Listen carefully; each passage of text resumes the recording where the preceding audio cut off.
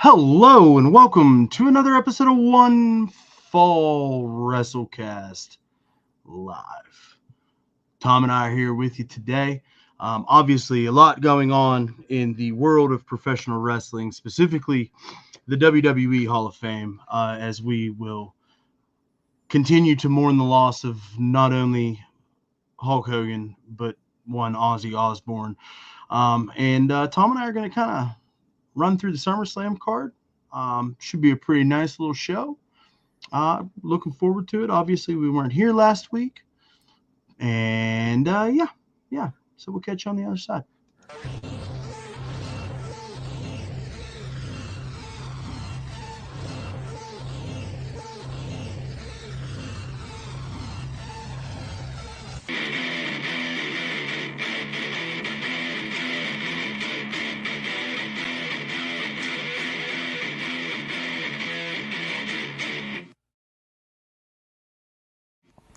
Welcome to the One Fall WrestleCast.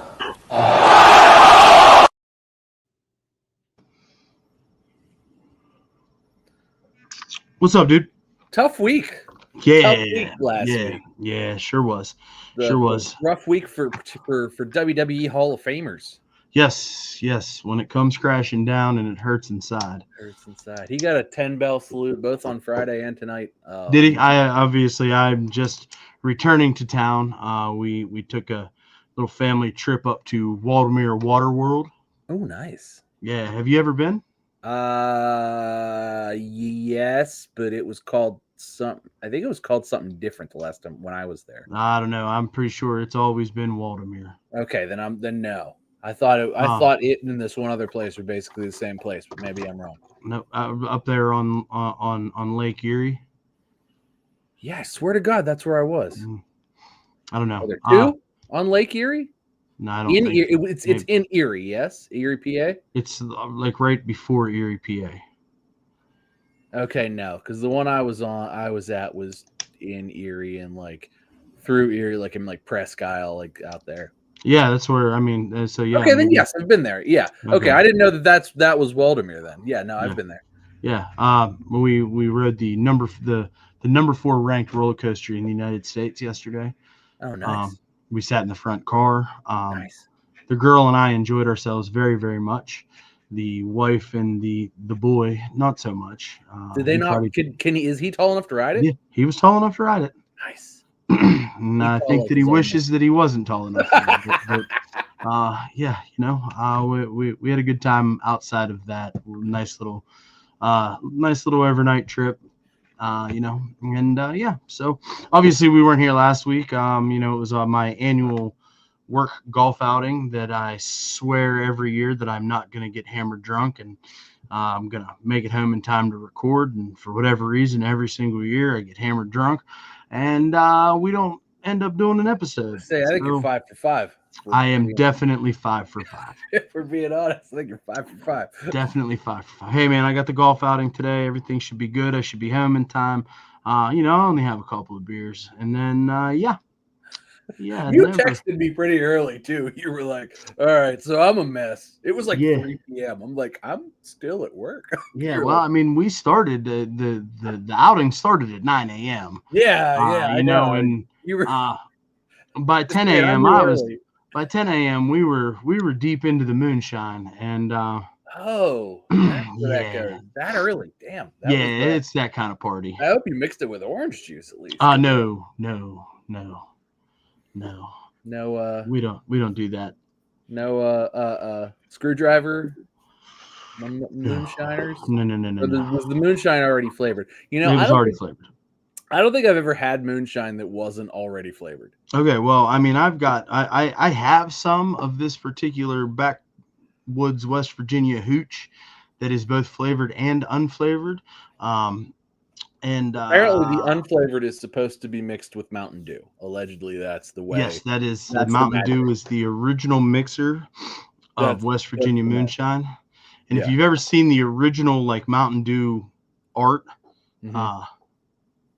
you will understand why. I have seen it, and it's so I've had Mountain Dew mixed with bourbon before, which is weirdly delicious. Yes, yeah, it really is. Like, especially like real shitty like McMaster's, Yes. like cheap bourbon.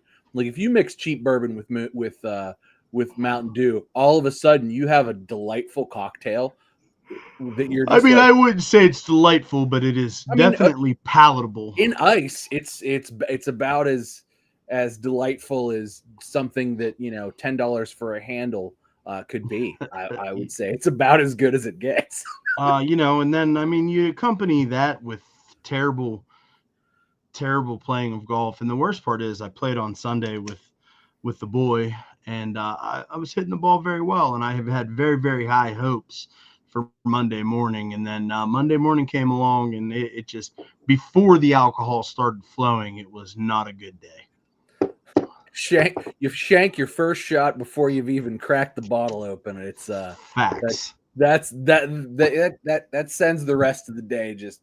See, that's why I don't golf, because if I start out poorly, like, I am not going to have fun, and golf is a long time. Golf is hard. Yeah, golf is hard. Like, and it's a long time. It is very, very hard. We had a scratch golfer on our team, and like, he's just so damn good, and it was just really starting to wear on me. Yeah, that's why I can't do it. And then I have the golf hats. I'm good at golf hats. We started purposely taking bad shots because he was getting bored, and it was pissing me off. So yeah. So that was that's the annual story on why we skipped last week. So, and then week, I'll be at the beach. Yep, next week you'll be at the beach. So this comes at a perfect time. We'll lay one down before SummerSlam, and then we'll see how the following week shakes out, and recap it after. Who knows? Maybe I might even be able to get Derek on an episode next Monday, and we can recap SummerSlam. That would be amazing. I would like to watch that, and I'd probably actually join from my cell phone halfway through, because I would be so excited. I'd be like, oh, hey guys. Yeah. So we'll see if beach. We'll see if I can make that happen. I'm willing to bet that there's no show next week, but we shall see. If so, I will certainly join from the beach with hopefully a bucket of Coronas in ice next to me, just for the aesthetic. Yeah. If it's gonna happen, I'll make the aesthetic work. I'll find a bucket somewhere. So with that being said, obviously we would like to discuss at length both Ozzy Osbourne, even though we did that, I'd say 2 weeks ago. But in a surprising twist, we're going to go ahead and we're going to talk about that. And then I think that we will talk about Hulk Hogan. And I think that it kind of goes without saying that we're going to just kind of focus on who Hulk Hogan was, not necessarily who Terry Bollea was. Yes. And I saw something on the internet earlier today that said, if you had to preface your post in worries that you were going to offend somebody, well, I didn't really necessarily agree with, or despite all of the things that happen, you're a fucking coward. And I just don't believe that. I believe that Tom and I, especially in this space, will do a great job. Oh, we will be fantastic. Focusing on the legacy of one Hulk Hogan. Yes. Not necessarily in what Hulk Hogan meant to professional wrestling. Not necessarily what Terry Bollea may or may not have said in some shoot interviews. Or he may or may not be. Yes. Yes. And in private moments that, we might have not necessarily supposed to have been privy to. So we will leave this negativity at that door. Yes. And we're going to go ahead and we're just going to close it for a little bit. All right. And we're going to talk about Hulkamania. And, we're going to try to do our best as a pro wrestling podcast to say thank you to one of the greatest characters in the history of professional wrestling. Arguably the biggest. Yes. Yeah. The biggest. Do we want to start with him? No, we do not. We're going to start with SummerSlam. I think we'll end with the Hulkster. I just wanted to, kind of put it out there, and just make sure that the audience that is listening doesn't feel like that this is gonna be a hit piece, because you and I have not necessarily been shy about our opinions of Terry Bollea. Certainly, as adults, yes, as adults, we've not been shy of our adult feelings on the Hulkster and his real life persona of Terry Bollea. Yes. So, I just think we're gonna go ahead and just wipe our feet at the door and maybe take our shoes off even before we enter this hallowed ground of legacy and enjoyment. So, I'd like to start with SummerSlam. I think that, SummerSlam's first time ever, 2-night event.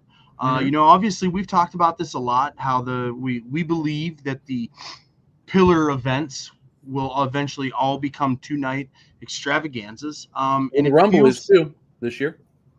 It feels like we're moving in that direction, right? Well, hello there, sir. Can I help you? You're thirsty. You came all the way down here to tell me you were thirsty. Yes. Okay. Hey, sir, I'm gonna have to push the pause button. Well, I will move on to the 2 nights of it, and I will you go ahead and you cap that off while you're hydrating. I'm gonna go get the mini me. There he is, right there. I'm gonna go get the mini me, a little beverage. Sharp haircut. Yeah. Hey, Dad. Yeah. So, yep. I'll be right back. So, as far as the 2 nights are concerned, Walt and I were discussing how the main pillars already are going to be 2 nights this year. Obviously, SummerSlam gets 2 nights. The Rumble's also going to get 2 nights in Saudi Arabia. So I assume we're going to get an entire Rumble, an entire card, and then a women's Rumble, and then an entire card, and then a men's Rumble this coming January. But we are now in the SummerSlam 2-night event of SummerSlam, and the card really is coming together. I think the 2 nights for SummerSlam really is, and this might be kind of a controversial thing, I think it's a good idea because especially this current day and age, WWE really wants to get as many people and as many things involved, especially at these big pillar events. And SummerSlam is second only to WrestleMania.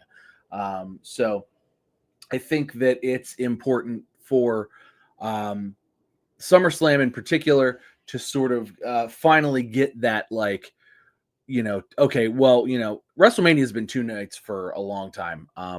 Since the pandemic, actually. I think there's been 3 or 4, maybe 4 2-night SummerSlams now, or 2-night WrestleManias now, excuse me. And I think that a 2-night SummerSlam is probably, if anything, a little bit overdue. And this one, I feel like WWE's kind of really gone into this.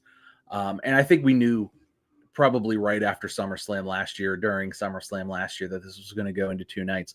So they've really been kind of building up that card and kind of, but not really holding back, I would say, either. Sometimes, I think that there were, especially times during the Vince McMahon era towards the end of it, where it felt like they just held back a little bit just to make sure that there was enough on the on the main card, particularly for SummerSlam or like the really big events that we knew were going to start at 6 p.m. with a pre-show and go all the way until midnight. So we knew they were going to be likely 5 to 6 hours of wrestling content and just match after match after match, and everybody's going to get time and storylines were going to finish, and it was going to sort of be not necessarily the end of the season type of wrap it up like WrestleMania is, but sort of the end of where we are currently.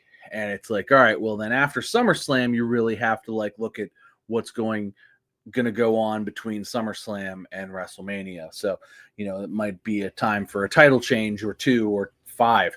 And then those people will then, have to have between then and WrestleMania to either, establish their current title reign before getting to having that Mania match, or what have you. I think that now SummerSlam has sort of put itself in the category of where now those who have been champions for a while, maybe those who won championships at WrestleMania, sort of have to, they got their WrestleMania moment, but now they sort of have to prove their worth, right? And then you have new champions like Naomi, who won the Money in the Bank, had a demeanor change and everything, and now SummerSlam being 2 nights really gives everything time to breathe.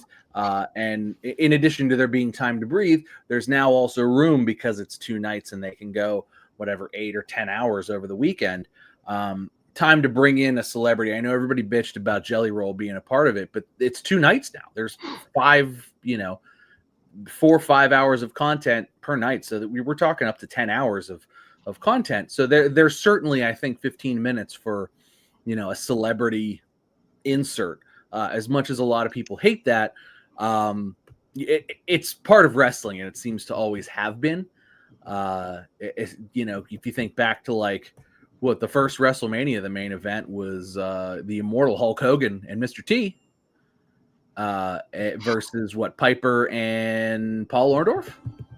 Yes, that was the first, which is weird to say out loud now, unless you think about how actually fucking big Mr. T was in like 1984 or 1983.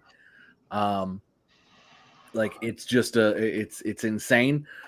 So I feel that like while there's people that don't like it, and I know even wrestlers have come out. Kenny Omega criticized WWE having it's going to be Jelly Roll versus Logan Paul in the main event of WrestleMania or whatever.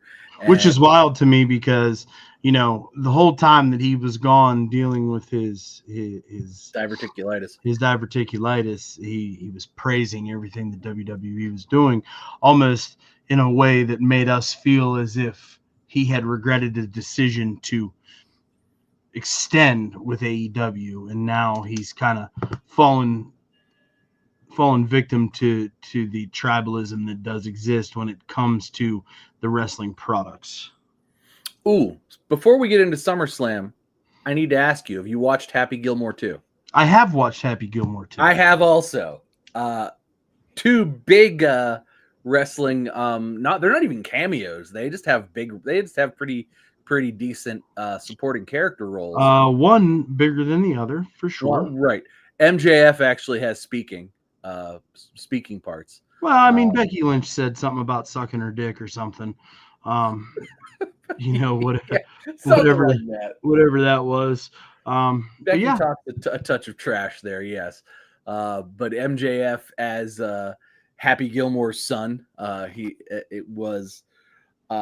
enjoyed it because all of his parts are one, making fun of somebody else who's on screen at that point in time, and then yelling at whomever makes fun of the person he just yelled at. So really enjoyed the MJF stuff in Happy Gilmore 2. No, I thought he did a great job. I really did. And I liked Becky Lynch as the girl on the bad guy team. I thought that was great, and I was really I was really into that. I'm like, where the hell's Becky? Because I didn't really go in I didn't look anything up about it, and I didn't really go in like understanding who was who and what have you. And then by the time Becky gets out there, I'm like, where the hell's Becky? She's in this. I'm like, oh, she's on the bad guy team. That's awesome. So it was cool. I thought Happy Gilmore 2 was about as good as it could have been. Yeah. I mean, I'm not going to say that I was disappointed. I really enjoyed it, actually, and I think that one of the articles, it's not going to have Oscar contention, but it's one of the articles that I read said that they managed to hit us right in the feels while still paying tribute to the characters of the past, including the cemetery fight with Shooter. Yes. Loved that. Yeah, I thought they did a great job. Again, not going to win any Oscars, but I'm glad I didn't watch Happy Gilmore 1. I watched it a few days ago. I'm glad I didn't, because there were a lot of flashbacks and a lot of just clips from Happy Gilmore that they pulled over. I was glad I didn't watch it because I felt like that really enhanced my enjoyment. I watched it probably 3 or 4 years ago. I showed it to the kids. And so it was my favorite part though was whenever he went to the municipal golf course and got teamed up with those guys, and he was like, this fucking guy's doing the Happy Gilmore. Eric Andre. It was Eric Andre, which I liked a lot. I had hoped that Eric Andre would continue to show up, and he did in like as they were watching, kind of and I liked that the announcers were the same guys. Yeah, those guys were still alive. They were old as shit. I love that they were the same guys. Well, I mean, Vernon Lundquist is a real person. Yeah, I know. Yeah, and then I think so is the other guy, and I think that they've both since retired from golf. Yeah, they were in the movie. But I like that they used the dude, the Gary Potter guy, from the first movie, as the sideline reporter, the one that like talked to Happy Gilmore about all the spiritual stuff on his first pro tour. But I enjoyed it. It was a fun little. I liked Eminem as Jackass. Yeah, Loved it. And then he got eaten by alligators, and nobody said anything else about it. I had fun. I enjoyed it, and I thought that they did a pretty nice job with it. Now let's just not go remaking Billy Madison. And I think we'll be okay. Yeah, I think yes. This was good. This is enough. We're good. Yeah.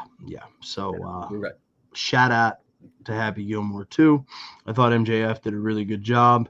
It was good to see that he had quite an extended role, actually, a little bit more than I think most of us thought he was going to have, even though while he was doing media for Happy Gilmore too, that, especially on like in the wrestling space, he talked about how, Adam Sandler had wanted him to be a part of X, Y, and Z.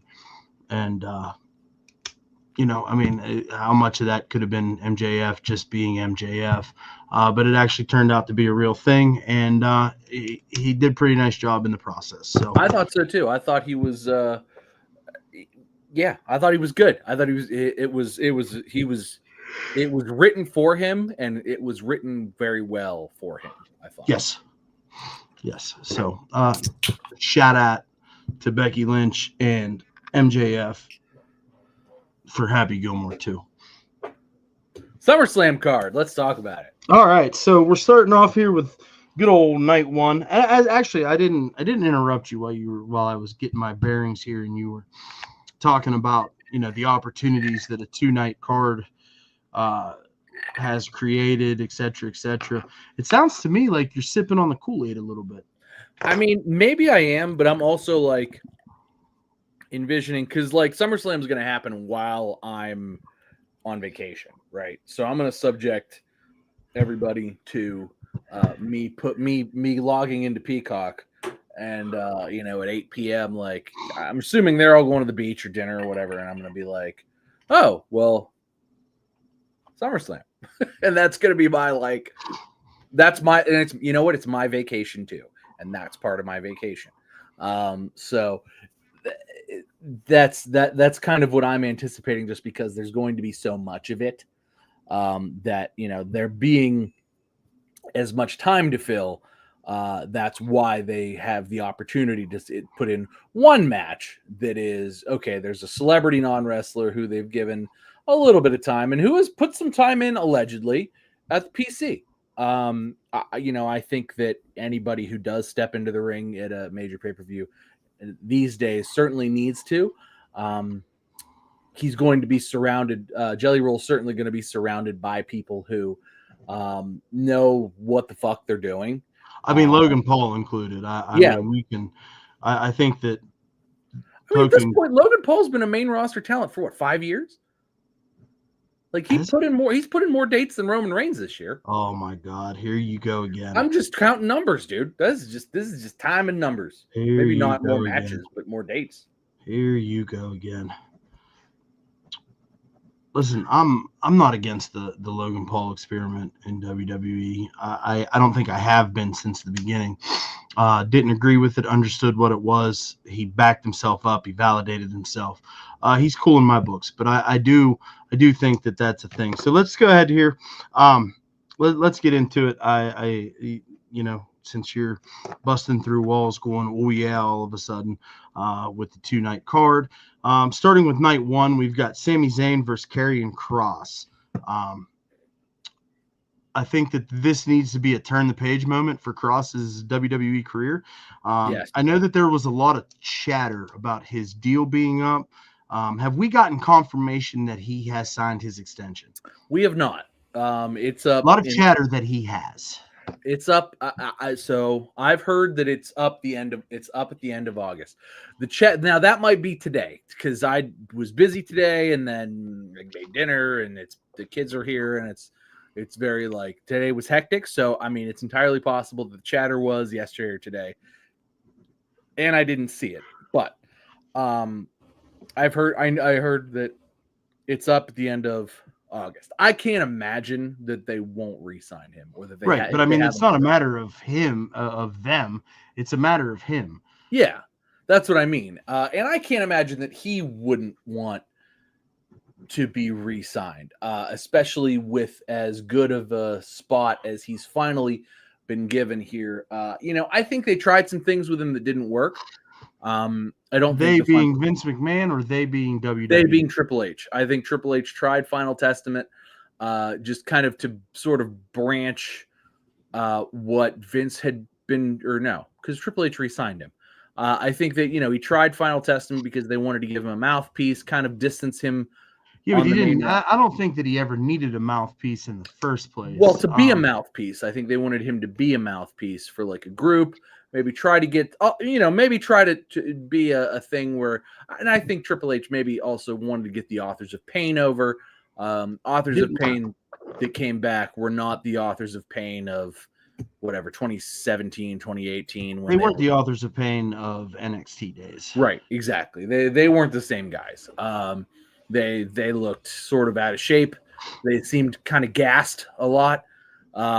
Clumsy is a good word. They had Paul there too. And you and I talked about it a bunch. It's like, you got Paul Ellering right there. Why are you letting these guys talk? Paul Ellering is right there because they were letting Akam and Razor talk, and it was nonsense.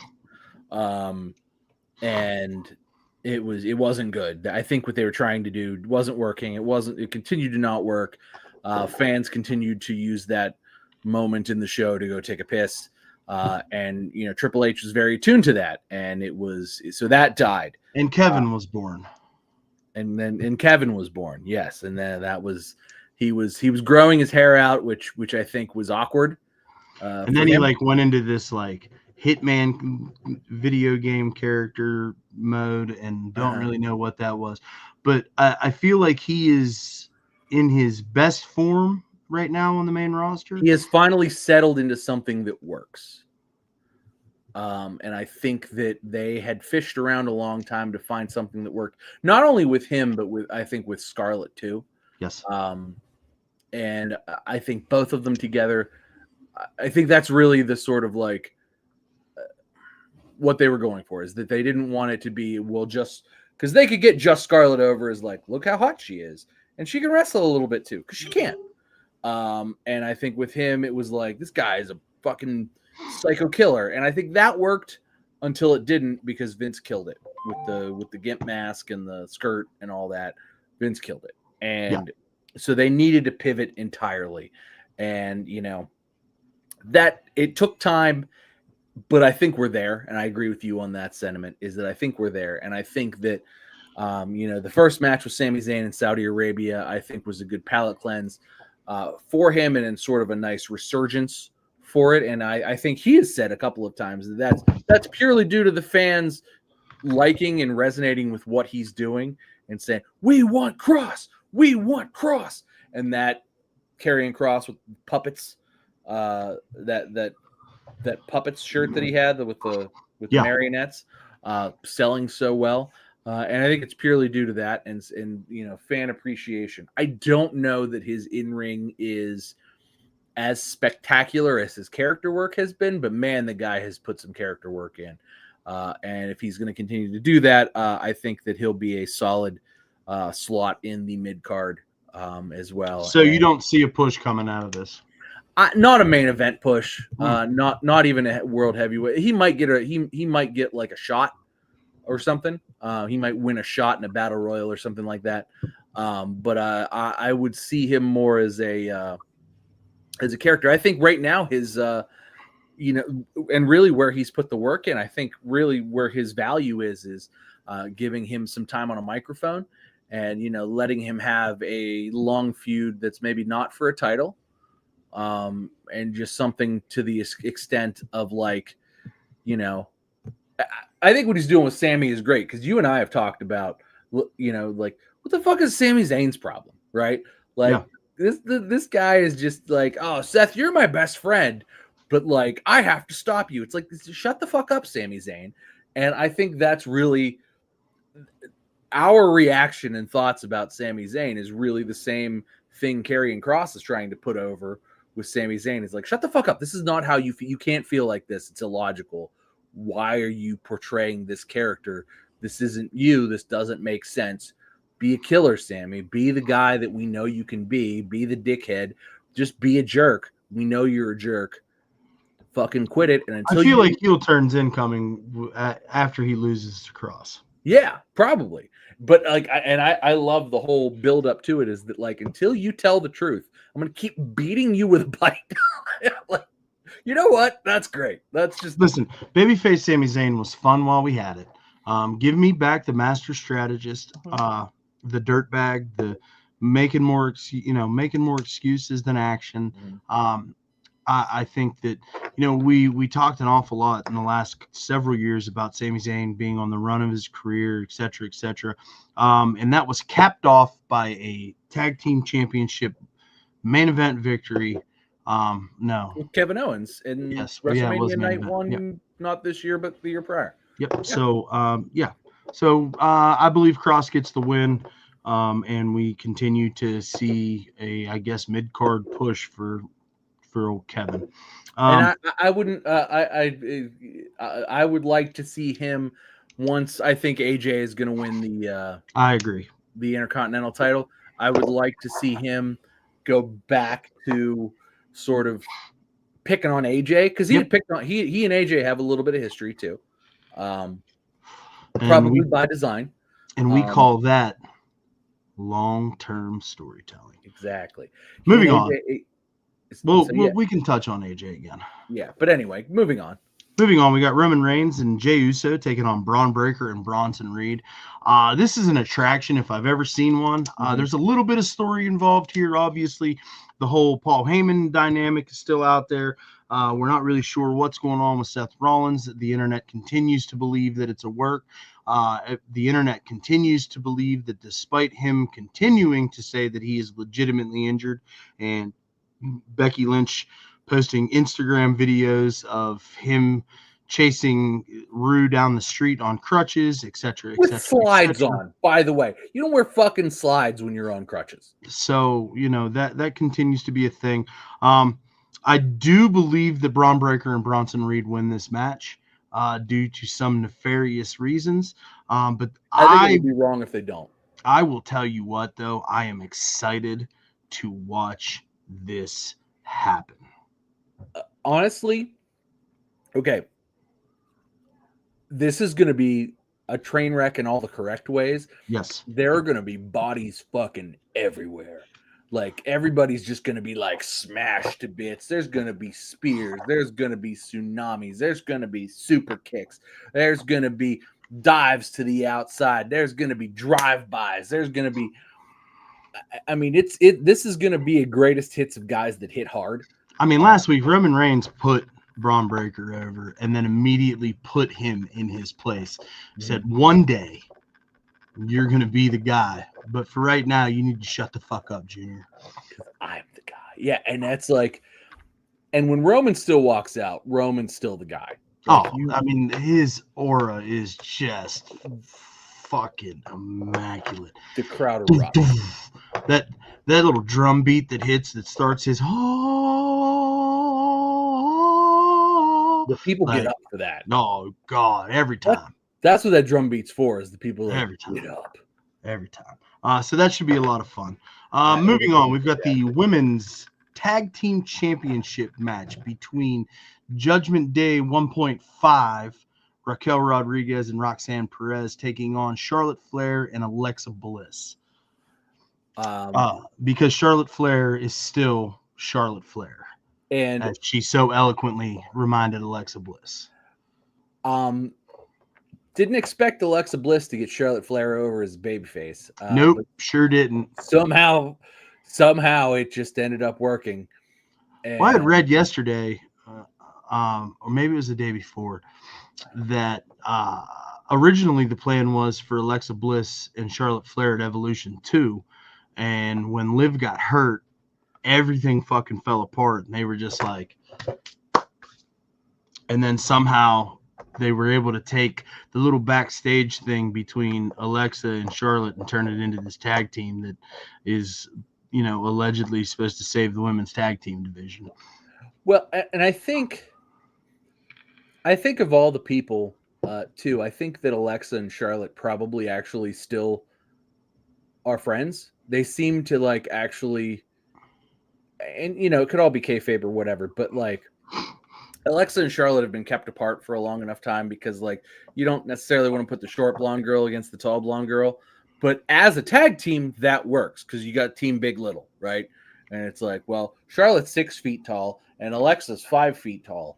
And in the women's division, that's like Team Big Little. Yes. So that's Kane and X-Pac. Is what that is. And that shit was over like crazy. And this similarly over like crazy because nobody really knows what they were doing with Alexa. She's sort of like morphed into like from like kind of a weird like the weird like Wyatt family thing to sort of a like dark cheerleader, which I think has really kind of made this good. And I think it's, wherever Alexa ends up after this, I think really kind of makes all of this worthwhile because it's developing her character. Obviously, they're not going to hold the tag titles very long. They'll probably just hold them until Liv gets back, which I imagine will be before the end of the year. But that's still something, that they can do to make these things interesting. It'll progress, the character of Alexa Bliss, and it'll also get Charlotte over as a babyface, which they've been trying to do unsuccessfully for God knows how long. So, with any luck. I think that this is headed very much Kevin Owens, Chris Jericho, Festival of Friendship, or Kevin Owens, Sami Zayn. Eventually somewhere I think Charlotte's going to turn on Alexa. Yeah. And, we're going to get our Charlotte versus Alexa match. Kick her through the barbershop window. That'd be great. Yeah, yes. Bring back like Brutus Beefcake. Brutus Beefcake's still alive. He could come back. Jesus great. Christ. That'd be great. Let's do that. So, moving on, we've got the celebrity spot. We talked about Randy Orton and Jelly Roll taking on Drew McIntyre and Logan Paul. Maybe, because it is being reported, not only via Drew McIntyre's Instagram, but through WWE sources, that Drew has been not admitted to return to the United States for not having proper documentation.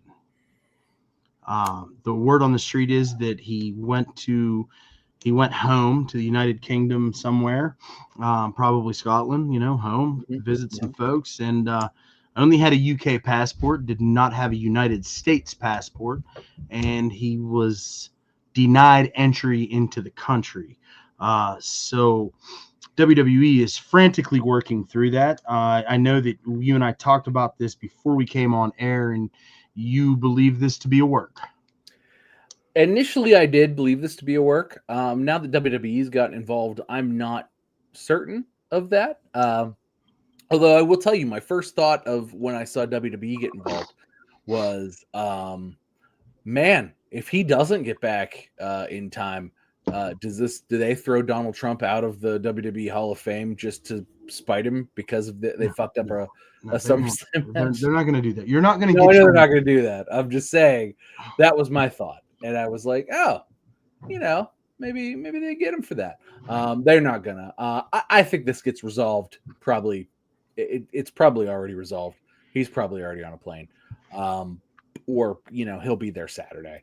I can't imagine him not being there Saturday. If anything, if there was a shakeup with paperwork, they're blowing it up to make it feel real. Because they want to blur the lines right now between what is kayfabe and what is real. Oh, do they? Because I'm pretty sure that we are. What's the date today? Today is the 28th. Oh, so we are like 3 days removed. No, tomorrow. Mm-hmm. Tomorrow, tonight at midnight, I'm assuming Netflix is going to release WWE Unreal. Season 1. The whole season. The whole fucking thing. So, I don't. Well, it's going to be about like last year. So yeah, but still, I mean, they're pulling back the curtain all the fucking way. Like, there's got to be. Yeah, something. sure they are. They're pulling back the curtain all the way. Sure they are. Well, you know what? I'm sure we'll get a chance to discuss this in the next coming weeks. So. Oh, I'm watching this while I'm on vacation. Rest assured, unless we're watching it together. I feel like Randy Orton and Jelly Roll get the W here. Yeah, easily. Yeah, in like 10 minutes. It'll be a feel-good moment, and Jelly Roll's going to choke slam Logan Paul. Logan Paul's going to jump his ass off and make Jelly Roll look like $10 million because why the fuck not?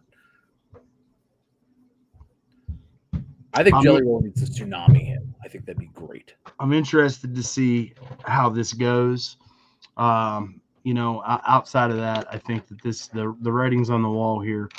Drew McIntyre continues to fall into the Finn Balor spot of losing every time he's in the ring, and we'll go from there. See, I thought I was going to argue with you for a sec, but I thought about it, and I was like, maybe. We'll see. He certainly ain't winning on Saturday, so I guess. No, I don't think so. I don't think so. And whether he gets pinned or not is not my. If Logan Paul and Drew McIntyre do end up winning, I will be surprised, and I think that will have been the outcome that was meant to happen to surprise us. Yeah. Shut down this feel-good moment and call it a day. Mm-hmm. It is night one, too. So. It is night one. So moving on, we've got the WWE Women's Championship match between Tiffany Stratton and Jade Cargill. I don't think there's any way that Jade wins. Really?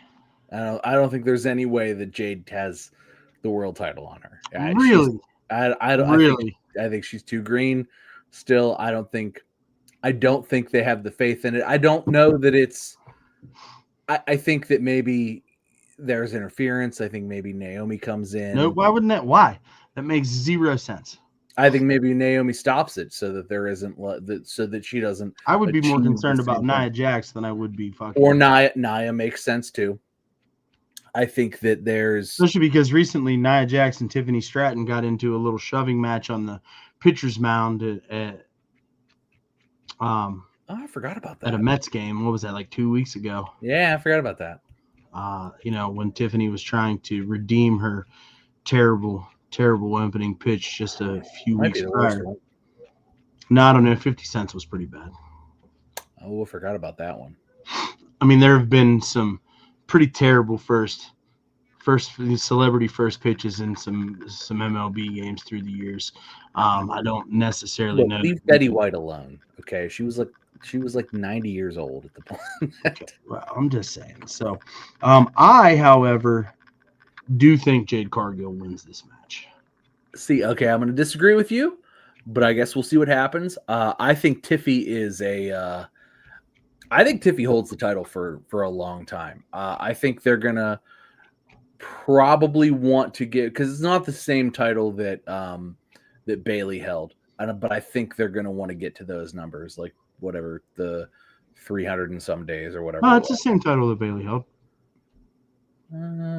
She's on Raw though. Bailey was on. It was the SmackDown Women's title, so it's not exactly the same title. I mean, they did flip flop a little bit. It's hard to tell. But and then they changed the titles too because it's not like SmackDown. Yeah, because the Raw one is the big gold belt. So yeah, maybe it is. Maybe it is the same one. I don't know. Does it count as the same one? I don't know. You're the belt guy. Gray area there for sure. All right, gray area. I would. Regardless, I think they want to get to 300-ish days. Because all I know is we had the red belt and the blue belt, and Rhea was the Raw champion, and she got the big gold belt. And then we had the blue belt, and then it became the WWE Women's Championship. So I would, in my opinion, the WWE Women's Championship that Tiffany Stratton currently holds has the same lineage that Stephanie McMahon was the champion, Trish Stratus was the champion, Nikki Bella was the champion. So you're saying it's the blue one. Lita was the champion. Like I would say that is the same lineage as that. So we're saying it's the blue one. All right. The one that Alundra Blaze held. The one she threw away? Yeah, that she had on TV a couple of weeks ago. That one was only like this big. Yeah, but I'm just saying. I would say it's the same line there. If I were to. Hey, Morgantown native. LWO member, what is it, Joaquin Phoenix or Joaquin Phoenix about to get a title shot in 4K. I don't know that he's from here, but he has family here. Well, regardless, he's local. He gives back to the schools here, comes and reads books to the kids. Yeah, and takes pictures with my smoking hot wife. Fucking yeah, he did. You showed me the picture. I did. Your wife is smoking hot in that picture. Absolutely. And then to round out night one, we've got the match I think that has the most question marks for me. And that would be the World Heavyweight Championship match between the world champion Gunther and one CM Punk. If Seth isn't hurt, he stomps the shit out of Punk. April. I think it's about time that we add a new title to the collection. I don't think if Seth Rollins is not hurt, CM Punk beats Gunther. And Seth cashes in on Punk and takes the belt. Yes, absolutely. Or they're both down and Seth just pins Punk anyway because he shows up and just beats everybody down with the bit thing and then stomps Punk and pins him, runs away with the title. And that. What if he goes full Kevin Nash, comes out with the fake cast in the wheelchair and the blanket? That would just make me like it more. That's all. That would just make me pop. That I will probably call you and be like, "Oh my god!" You'll just get a on your phone at like 10:30 at night, but it'll be fun. It'll be a blast. Yeah, I think it'll be good. I think Phil wins this. No matter what, honestly, I think Phil wins this. I think he wins, and then if, like you said, if Seth will take it. But what if Seth isn't healthy? Well, then Seth won't take it, and I think Phil takes it. So we're in agreement that no matter the status of Rollins, Phil's winning this match. Yeah, because like Rollins ain't stomping anybody from SmackDown. Like Rollins ain't stomping Cena. No, that's not happening. He's not gonna save wrestling. I mean, that's just as much as I would like for that to happen. I don't think that happens. Well, I don't know. I certainly don't know, right? And I think it could. It could, but it seems it seems like it's something that like most fans would be confused by. While it would pop me and it would like make me happy, it seems too far fetched for the casual fan, especially the casual fan on Netflix, because now this is, and like Netflix doesn't do things that aren't like painfully obvious. They're not like already choreographing. And I don't think they swerve that hard. WWE hasn't swerved that hard in a long time, and I don't expect them to do it this time. No, I don't either. But interesting side note, since we're talking about Gunther, did you see all the shit that Goldberg was talking? Like 48 hours removed from Saturday night's main event. This is what we would have talked about last week. Yeah, 100%. So it needed to be touched on quickly. All I have to say, fuck Goldberg. Homie got literally probably what was one of the best send-offs he could have gotten. Yeah. In the history of this business. I mean, we put him over 2 weeks ago. Like how great of a farewell this was for him. He literally had Gunther gave him literally the best match of his career.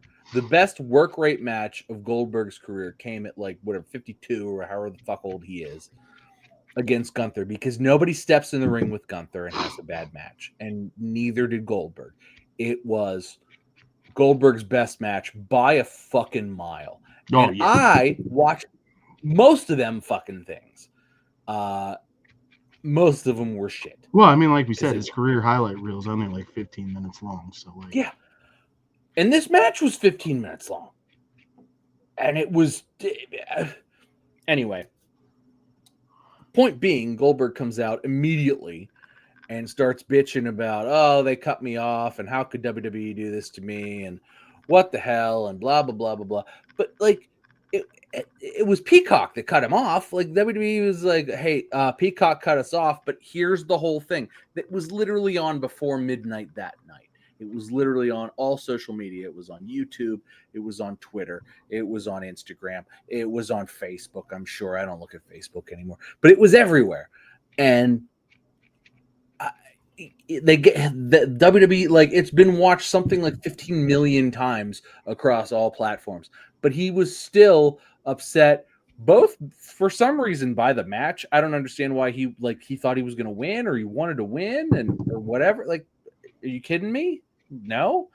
And he was upset that they cut off his rambling farewell speech, because I watched the whole thing. I did, because it was on, they put it on YouTube like immediately. I watched the whole thing. It wasn't like some groundbreaking anything.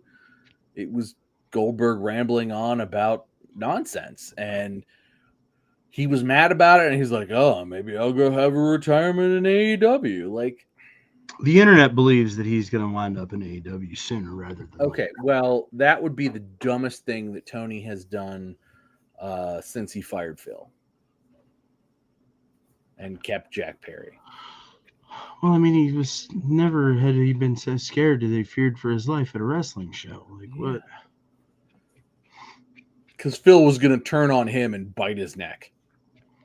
Hey, Larry the dog bit a guy.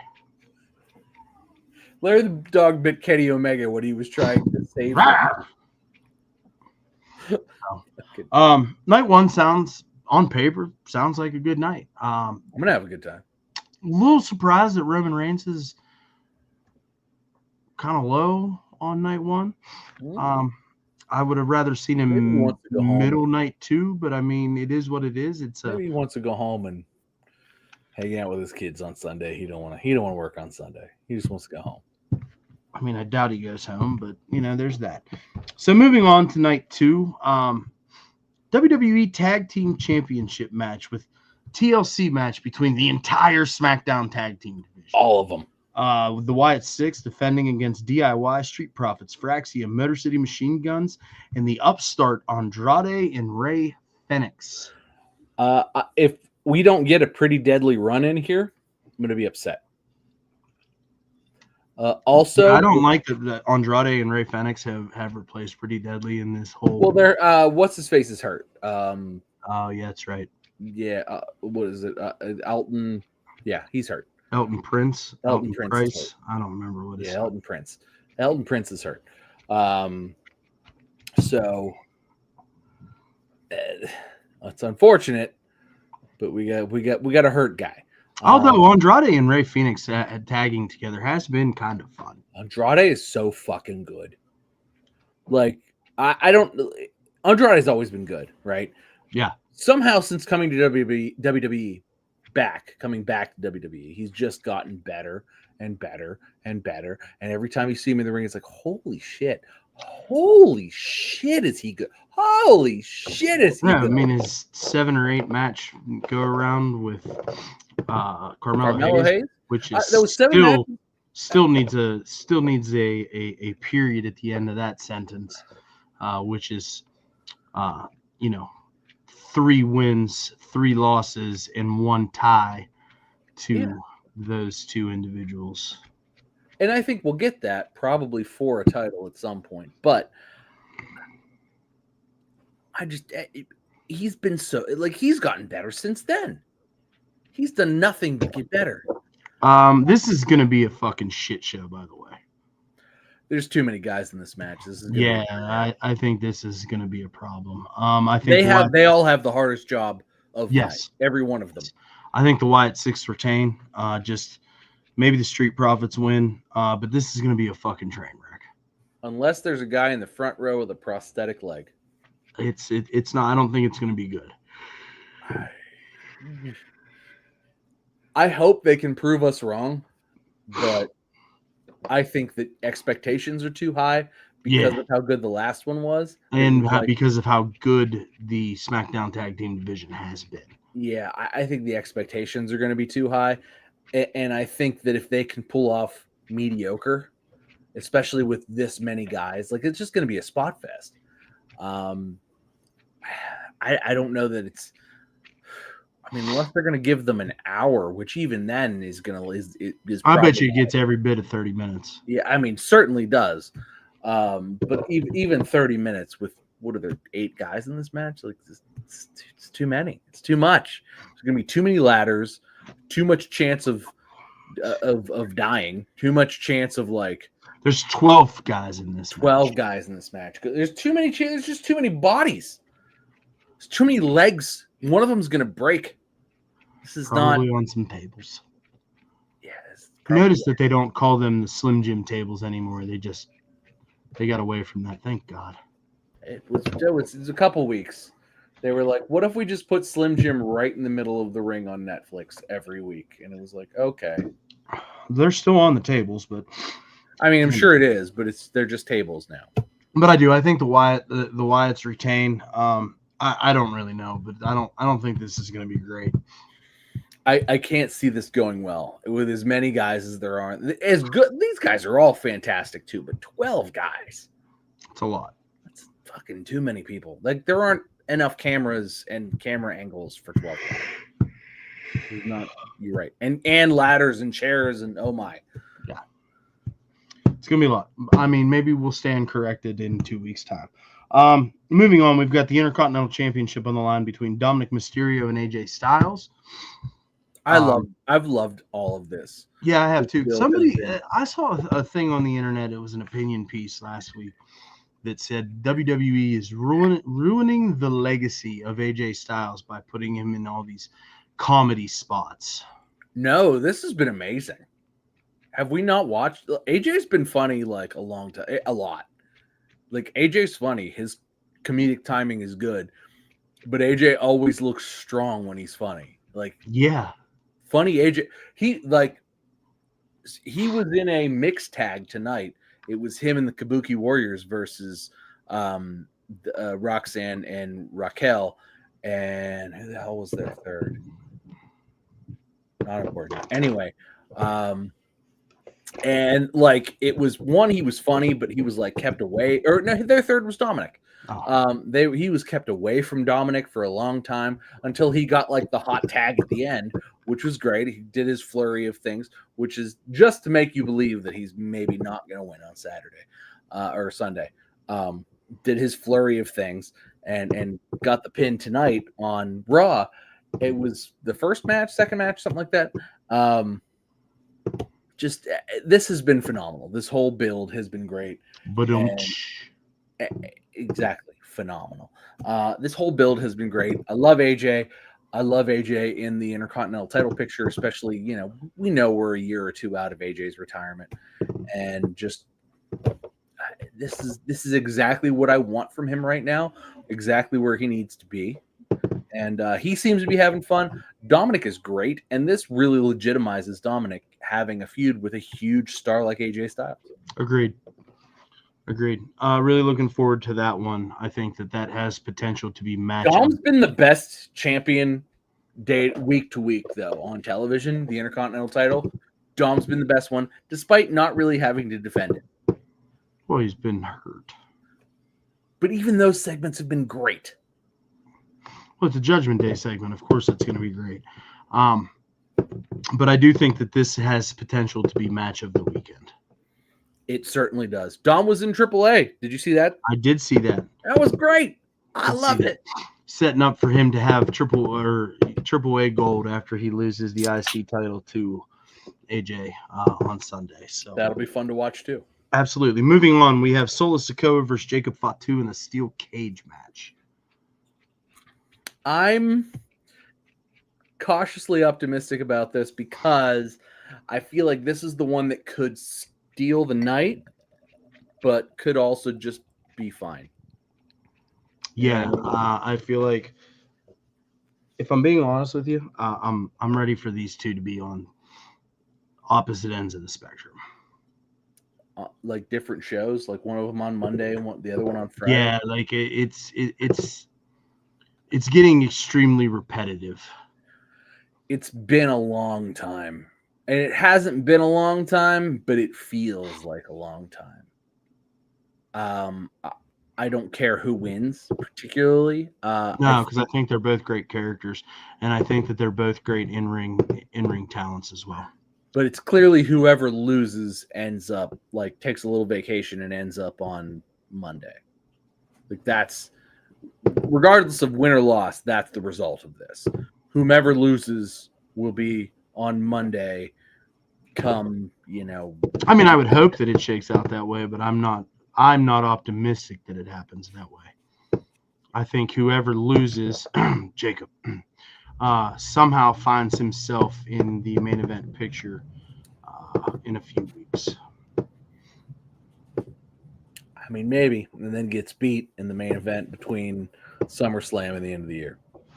So I think probably, that we've got to start grooming him a little bit to be the upper echelon of the card. So that's my opinion. I think I agree. I think that it's got potential to also be match of the weekend. But it also has tons and tons of potential to be like, we probably should have not done this. Probably should have cut this off maybe on a Friday or a Monday. Yeah, maybe a Saturday night's main event. This should have been the end. Should have been the end of it. But it is what it is at this point. Moving on, we've got the Women's Intercontinental Championship match: Becky Lynch versus Lyra Valkyria. I think Lyra wins this. I feel like she has to. If not, unless Bayley gets involved, which is also a possibility. They teased it a little bit tonight. I feel like if they drag this out, it's going to suck. Like, I think it's good where it is right now. Just finish it off and let Becky go back in the main event title picture, because that's where she needs to be. Nobody's buying into this. Nobody has legitimized Lyra Valkyria. She has, but it's time to give her her flowers and move on. So, I also wouldn't be mad with Becky winning and then Bayley ending up as the Intercontinental Champion by beating Becky. I think that would go a long way for diehard Bayley fans. Yeah, maybe even on Monday. So I don't know. That one's kind of up in the air for me. It depends on which way they anticipate that they're going to go. Because I think that if Becky loses, Lyra's the IC champ probably through Royal Rumble. Yeah. But if Becky wins, I mean, she could lose the belt to Bailey maybe on Monday. I think that's kind of. Do we want to? Yeah. Do we want to? Are we using this to position Lyra Valkyria as somebody super important, or are we utilizing this as a vehicle to get Lyra over as a threat, to eventually just pay off the fans to get Bailey a big win and the ability to be an Intercontinental champion? Yeah, and also give somebody really good, because Lyra Valkyria is so. I've criticized a lot of other women for like the weird stutter step. It's a very Naomi thing, not Naomi. It's a weird Natalia thing. There's a lot of like little stutter steps. Well, I think we touched on that a couple of weeks ago. I think that's like, what may take somebody super explosive in the men's division 2 steps to get to, may take somebody of a smaller stature in the women's division like a Natty Neidhart, maybe 4.5 steps to get to that mark. Right, but I feel like Lyra has the sort of, I don't know if it's just how fucking short she is or what, but like has the sort of like smoothness that just is, like it's both smooth and crisp. Is probably the best way to put it. Is that she rolls in smooth, snap, bang, and it's like, woo, shit, she's good. Whereas she may be lacking with like, the bird thing is like kind of not current. It's not present day. Oh, the crowd's into it. Da-na-na, woo, da-na-na, woo. The crowd's very into it. What it reminds me? What she reminds me of? The little purple flying monkey things on Power Rangers Secret. Ivan Ooze is his little henchman thing. Oh yeah, that's what it reminds me of. I mean, those were modeled after the flying monkeys in the Wizard of Oz. So yeah. So that's what that reminds me of. But I don't know. That's a toss up for me. It is, and it could go either way. And I think whichever way it goes is going to be fun. Yeah, for sure. Moving on, we've got another championship match. Everybody better show up wearing red on Sunday because it is truly championship Sunday. We've got the Women's World Championship, Naomi versus Io Sky versus Rhea Ripley. I think Naomi retains. I feel like she has to. I feel like Io and Rhea get at each other because they're the baby faces. They're both baby faces in this. Rhea and Naomi, or Rhea and Io teamed up tonight, and I think that the baby faces lose because they can't get along, and Naomi capitalizes so she can laugh at them, and I think it'll be. I don't know. She deserves it. She deserves to like retain. I agree. And I can't wait to see where she goes with this character development. I hope she gets a decently long title reign. I'm not saying that she needs to be the champion through WrestleMania or anything, but a decently long title reign, and then have 2 strong independent black women at the top of the women's division. I think will go very, very, very, very far for the company PR. Yeah, especially in Triple H's WWE, which has been noticeably championship white heavy. So I think that even the New Day had another tag team title hold, despite a couple Irish guys taking it off of them a couple years later, or a couple weeks later. But no, yeah, I agree. I think it's. I think Naomi retains. I think she deserves to. She might lose on a lesser pay-per-view in November or something. But I think at that point it will have been a good run, especially, with some sort of crown points of like, I retained in a triple threat match. I was legitimate. I was the legitimate women's champion. And, I wouldn't hate to see that. Yeah. Yeah. And then to cap off the weekend, we have the undisputed WWE Championship match between John Cena and Cody Rhodes in a street fight. Cody has to win this, right? Why is this a street fight? Like out of nowhere. It's honestly, it's weird mid 2000s booking. It's almost like they're nostalgia booking it, like they would have booked John Cena against Edge, but it's Cody. It's not real great. Oh no, he smells something. What could it be? What could it be? I smell a double turn cooking. I mean, that'd be great, especially like in front of the SummerSlam crowd, because they'd all be able to see it. Is WWE cool enough to do that? I think that's almost where we need to go with this. Are they cool enough to do a double turn? Because, well, my only question mark is, and like I feel like they're setting it up that way, right? Like, Cody, I can't do this. I'm sorry, guys. I know I promised I'd be there. You know, the whole fucking John Cena thing. Like, I promised I'd be there. You know, but I've just my schedule's too full. I'm tired. You know, like that whole thing. And then Cody just being like, "No, bitch, I'm gonna beat your fucking ass." Committing fraud, by the way. Yes. On live television. Put John Cena through a table, taking his hand, putting the pen in it, and make it like that is not that that's not how legal documents work. So you know, I mean, they're hilariously though. They're definitely putting all the ingredients in the bowl and mixing it up for a double turn.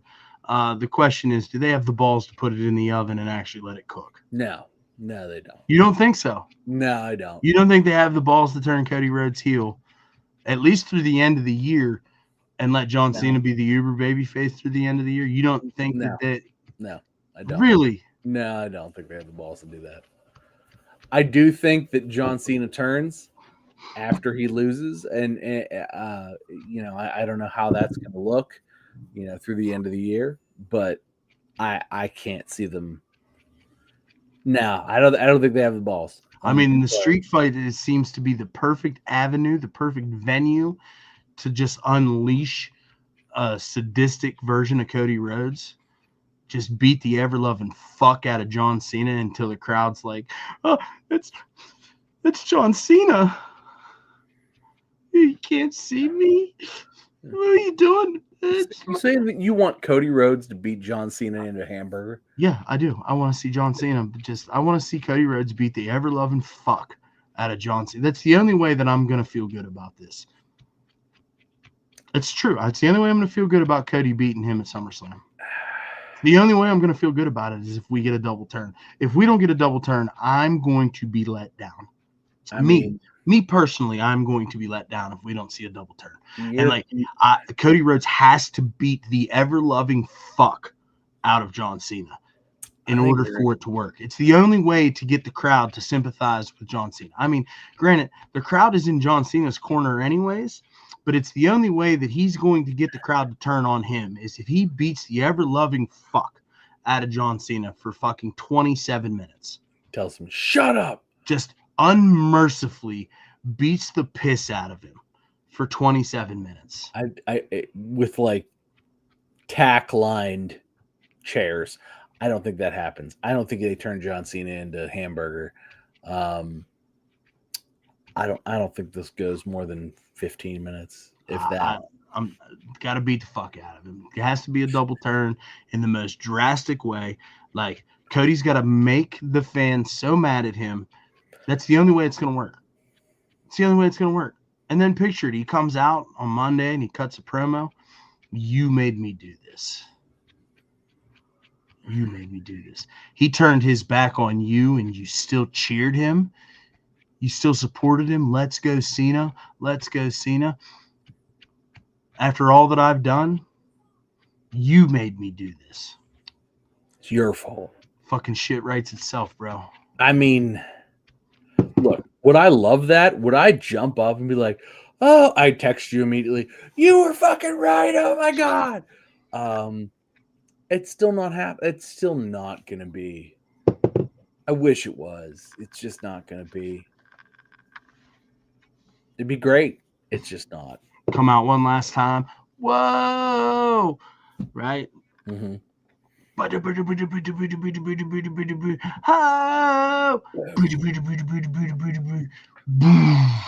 Right? Like That crowd will still cheer him, though. That's the problem.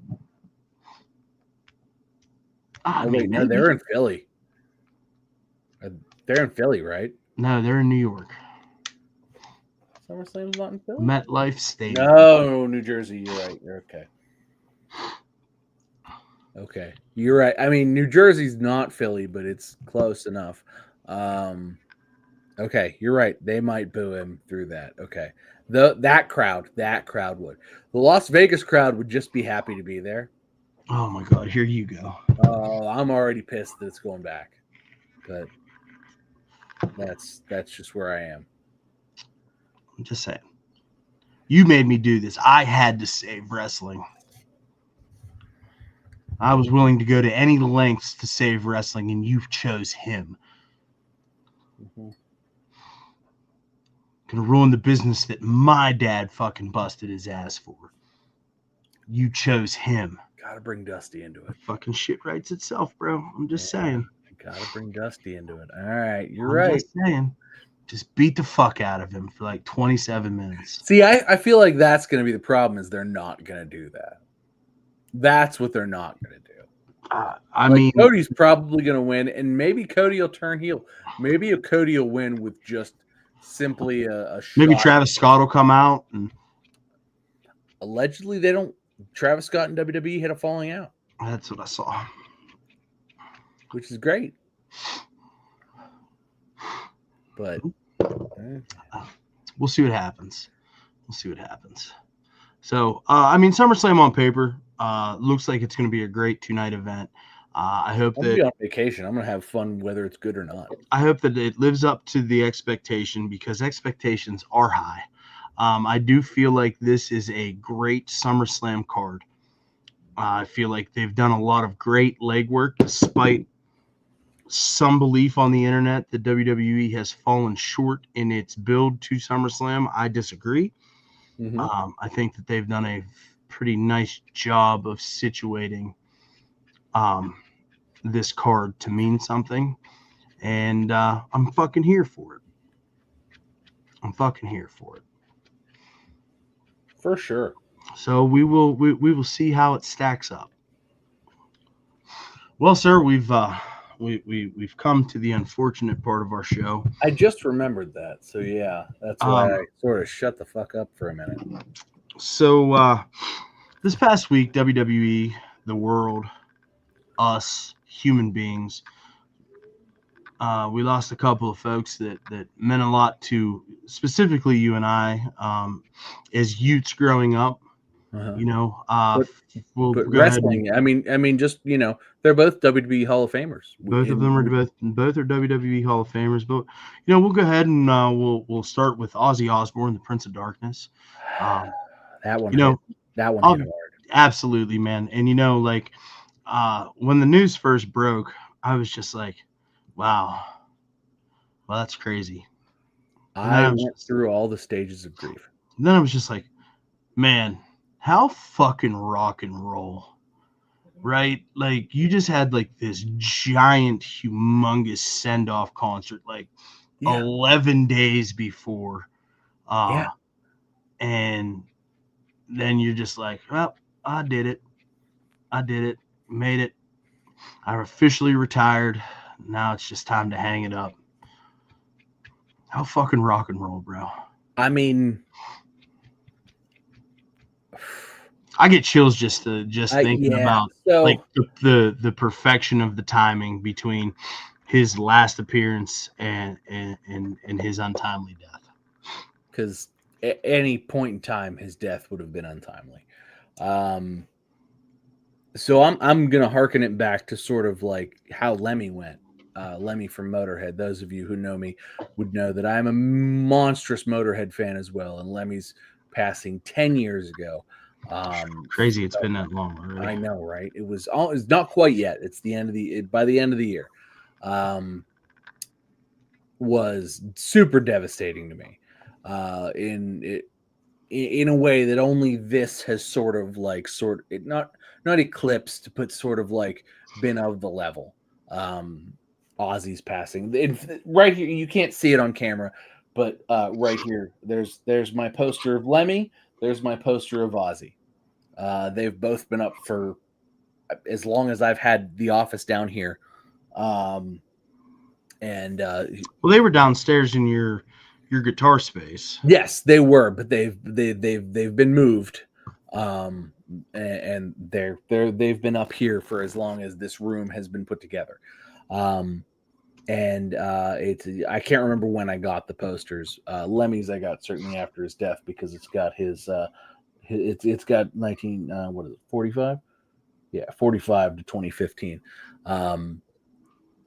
On the poster, and it doesn't have Ozzy's because it's been up since before he passed, I've owned it for long since before he's passed. It's actually from the No More Tears tour, but I got it much after that. But it's the No More Tears poster, and what Ozzy's passing meant to me was. I went through like I said, all the stages of grief. I was told, or I saw in like a random weird posting. No, Adam texted me, our mutual friend. Oh shit, Ozzy died. No, that's no way. Right, that's my first reaction, despite knowing that like our friend is not a long tail teller. He's not a conspiracy theory thrower. Obviously within 5 minutes it was confirmed. And I was like, well, now I'm going to be sad for the rest of the day. And I sure was. But kind of coming to terms with the whole thing, there was just this outpouring of love, and I feel like that's really what it kind of turned like what was a tragedy, because I was sad that he had retired. I've been an Ozzy fan since I can remember being a fan of, and understanding what music and music artists were. Like Black Sabbath and Ozzy Osbourne, like flying high again, like the 8-year-old me. I can't remember a time where it's not important, right? And then, with the Osbournes and everything, and, even going to Ozfest, I've seen Ozzy 5, 6, 7 times. And every time you go, he's like, thank you, good night. We love you all. And through the concert, he's like, I love you. And it's like, you could tell, that he genuinely feels that way about everybody that comes out to see him every single time. And I can't overestimate how lucky I am and that we are to sort of, throughout all of human existence, exist at the same point in time, where we get a chunk, 40 years of our lives while Ozzy Osbourne is still alive, the majority of his life, particularly the majority of his adult life. And, so it kind of went from this just like, overwhelming sadness that we had lost just such a hero, my hero, one of, I've had few heroes in my life, most of them fictional, Captain America, Spider-Man, stuff like that. But like a true hero who has never let me down. You know what I mean? Like throughout his entire life, good music, always had something good to say, had something positive to say, was always looking on the bright side of everything, regardless of his own struggles. And like, because we're talking about a guy that struggled with a lot of things, did all the drugs, drank all the booze, and still made it to 76. Yeah. So by the end of it, I gotta say that it was more uplifting to me than it was sad. Clearly, we're gonna miss him. I mean, I've thought about it every day since it's happened.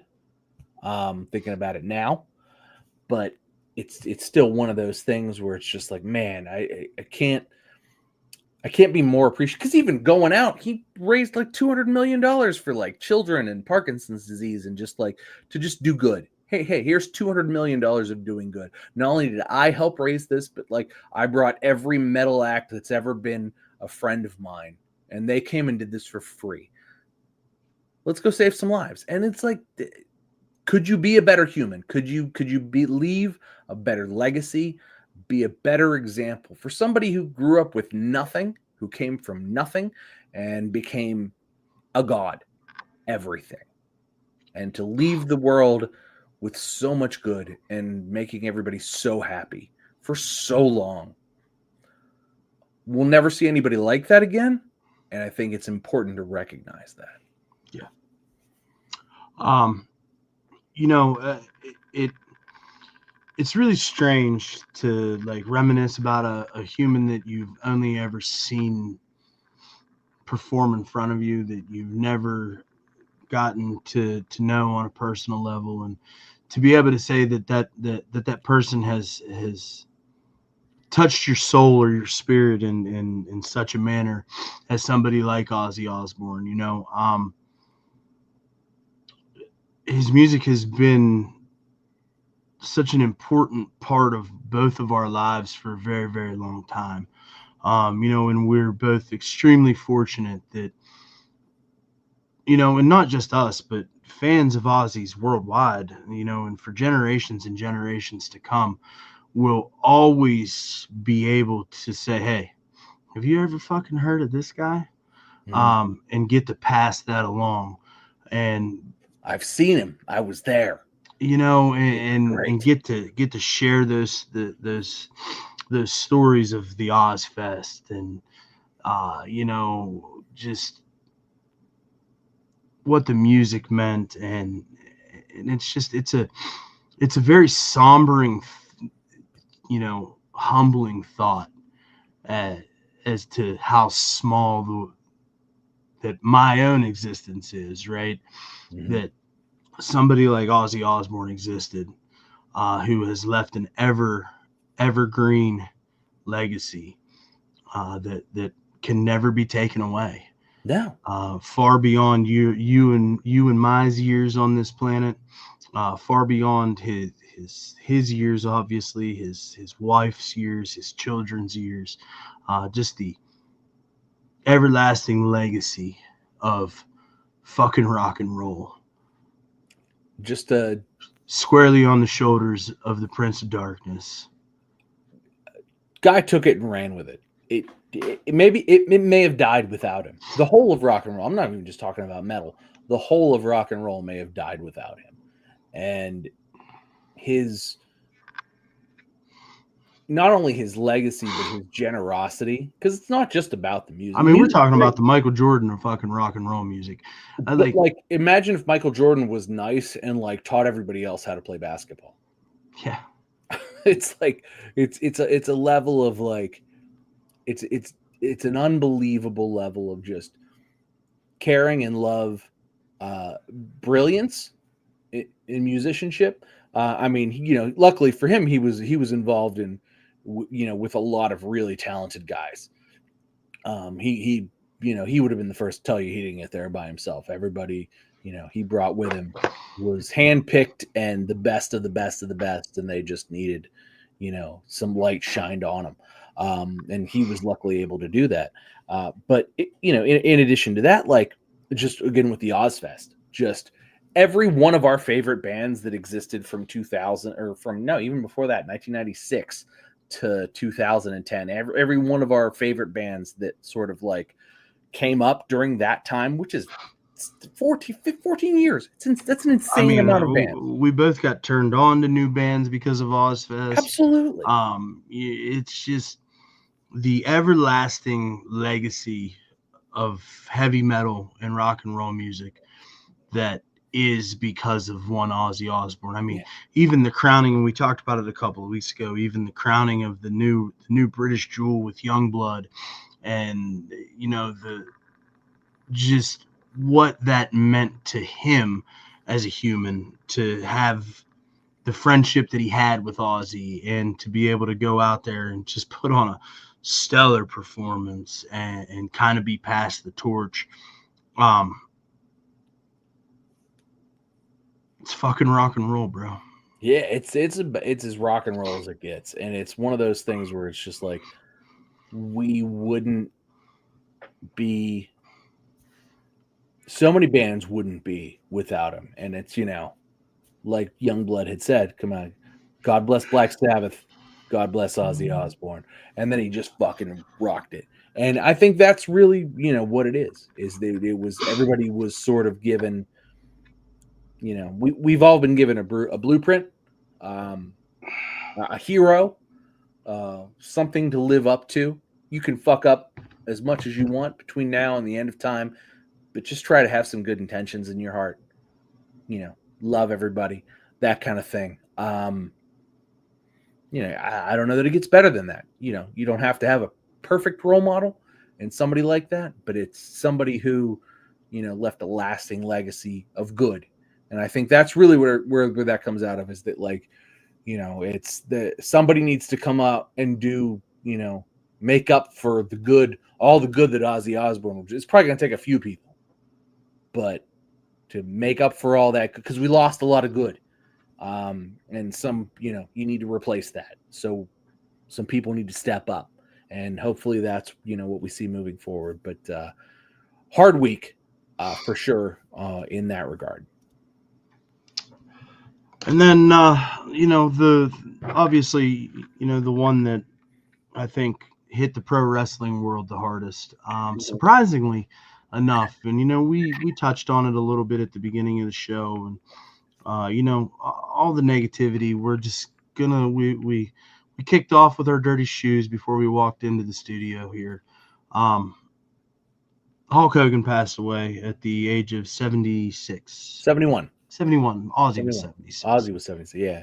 And I think that for weeks and weeks and weeks, the internet has been calling Bubba the Love Sponge a know-it-all, know-nothing, fucking piece of shit, and it seems that he was the only one that was willing to tell us the truth. Jimmy Hart certainly wasn't. Just talk to the Hulkster, he's doing great, baby. Yeah, the day before that his untimely passing. But from the standpoint of pro wrestling and the pro wrestling space, I think Triple H said it best. We wouldn't be here if it wasn't for Hulk Hogan. I think that's true. Us not being, necessarily the biggest Hogan fans. I mean, maybe when we were kids. I was a little Hulkamaniac for sure. I mean, I think at 5 or 6 we all are. And then by 7 or 8 you've been like, this guy's a cartoon character, but this Macho Man guy, he gets me. I moved towards Bret Hart at that time. Yeah, but it there was that level of. But I think that he wrangled us all back in our formative teen years with when he was the third man. When he was the third man, and it's weird because WWE Vault on YouTube has been playing Hulk Hogan hits like all week long, just nonstop live stream loop, and every time I've popped in, it was just like, oh man, I remember this. Yeah. Oh man, I remember this. Where it's like, oh, what a fucking big time moment this was. I'm like, especially a lot of the WCW big time moments. Yeah, especially. Nothing bigger than Bash at the Beach when, he turned the wrestling world upside down and made a lot of people that quit caring about wrestling care about wrestling again. Yeah. And also, something I was thinking about this week actually. Do you remember the WCW episode of Baywatch? Yes. Where all the baby faces and all the heels were at Baywatch, and there was a whole Vader crushes a basketball and weird dust comes out of it. The Taskmaster is there, looking all stupid, in the full white suit on the beach with the sun. You fucking kidding me? Everybody else just has tank tops and shit on. Taskmaster's just there in full suit. The legacy is sort of undeniable, like a larger than life character. Sort of, I think really the only person you could kind of compare him to is maybe like Arnold Schwarzenegger, right? Yeah. It's like he's the only person that kind of comes to that level of just like larger than life human. Just the way he talks, the way he looks, and a full commitment to the gimmick. That's what Terry Bollea looked like every day. He woke up. He made sure that hair was bleached blonde before he let a human being see him. That mustache was bleached. When he was Hollywood Hogan, this was black. He still did that, I think, to present day. He was still doing the black, and I mean, still tied on the bandana every day. Let me tell you something, brother. I mean, speaking the bullshit like only he could speak, which we'd find out later in life. Oh, Hulk Hogan doesn't like the truth. But every time he would tell like a fault, it would be like, I worked 400 days a year, brother, because of all the travel back and forth to Japan. Like that shit's amazing. Like that just sort of like goes down in the lore, right? Yeah, Like yeah. It's just one of those things because it doesn't hurt anybody for him to say shit like that. It's like, you believe this silly bullshit is the same silly bullshit that like they're doing on South Park or whatever. It's like, this is hilarious. This is wonderful. Please keep it up. And that's kind of the like, the whole point of Hulk Hogan. It's weird to me that Ric Flair outlived Hulk Hogan. Yeah. Rick's doing good. He said he doesn't have an ache in his. He said today he doesn't have an ache in his body. I mean, he was fucking high and drunk when he said it. Rick's out there fucking putting everybody on blast over this Hogan thing. And I'm just that to me just feels very trashy, very, very, trying to make himself the center of attention type Pretty thing. on the nose for old man Ric Flair. So. I mean, Rick continues to hurt his own legacy day after day, week after week, which is sad,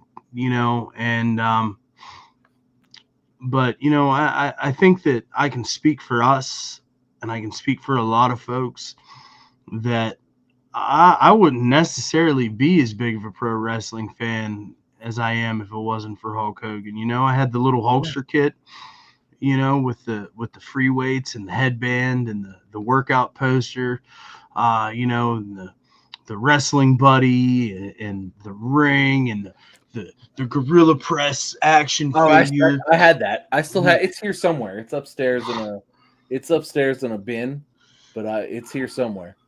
And had it not been for the things that Hogan did in the early 80s, like I said, 80s, really. Like I said, we wouldn't be here today. We wouldn't have this platform to discuss this amazing form of entertainment that we've enjoyed for the majority of our lives. I think that needs to, a certain respect needs to be paid to that. And if you have time this week, just a little bit of free time, pop onto the YouTube, go to WWE Vault's channel. I'm sure they're still live streaming Hogan's greatest moments, and just take a walk down memory lane, man. Whether you feel strongly about the human one way or the other is really irrelevant. It's really just about remembering why we enjoy this silly form of entertainment as much as we do. And that's because but it's so fun. That's because of Hulk Hogan, man. Yeah. And he brought the silly. I mean, yeah. He was wearing red and yellow, like Jesus Christ. So it's been a tough week, man. It really has been a tough week. And I really don't know what else to do.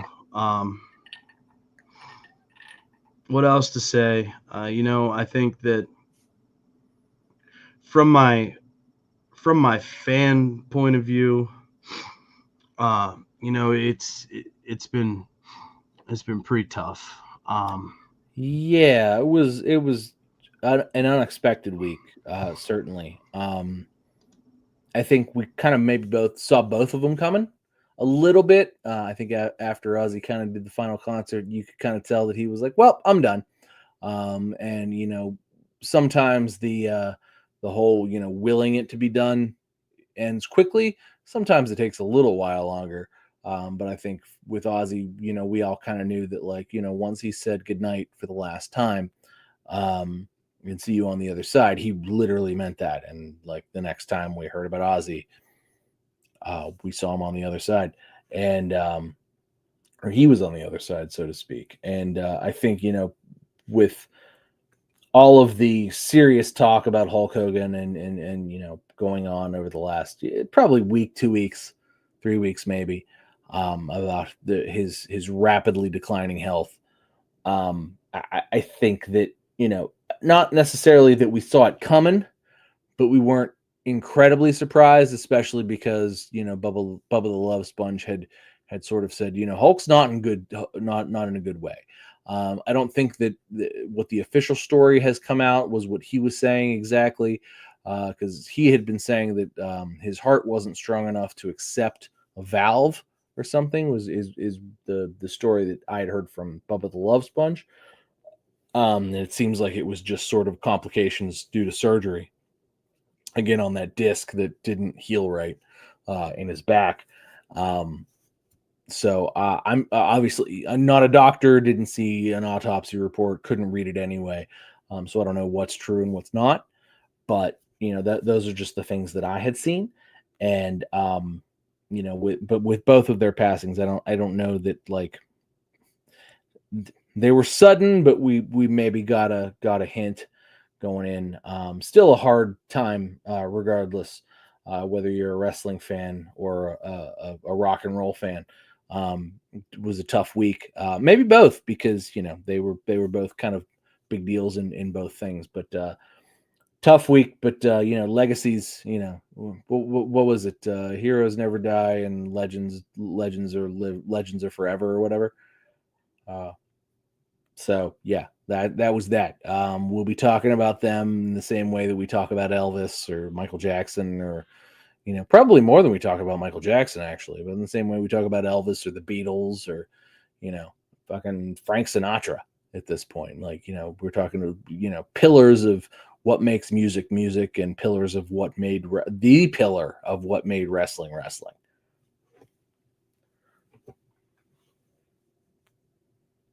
Yeah, I mean, it's definitely been a thing. I think in the spirit of where we're at with things, I think that this week we're just gonna go ahead and we're gonna just forego match of the week. That's okay.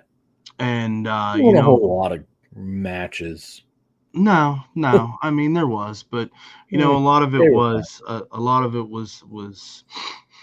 those types of things. Walks down memory lane, etc., etc.